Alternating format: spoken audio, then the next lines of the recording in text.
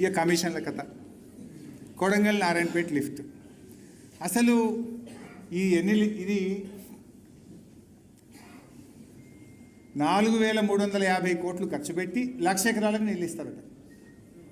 అయితే ఇక్కడ నేను చెప్పాల్సింది ఏంటంటే, వాస్తవానికి కొడంగల్ నారాయణపేట లిఫ్ట్ను ఏడబెడుతురు మళ్ళా, అయితే భీమాల పెడుతున్నారు. మళ్ళీ భీమాకు ఇప్పటికే 20 టీఎంసీలలో ఆ 2,10,000 ఎకరాలు పారే పరిస్థితి లేదు, వాళ్ళకే నీళ్ళు తక్కువ ఉన్నాయి.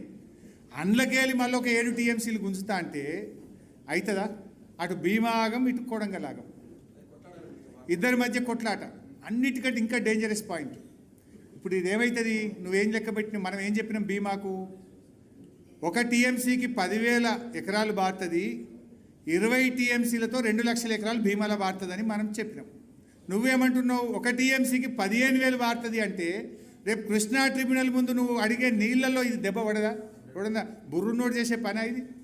రేపు ఏమంటాం? కృష్ణాలో మనము ఇన్ని లక్షల ఎకరాలు ఉంది, 1 టీఎంసీకి 10,000 ఎకరాలు చొప్పున నాకు ఇన్ని టీఎంసీల నీళ్ళు కావాలని మనం కొట్లాడతాం.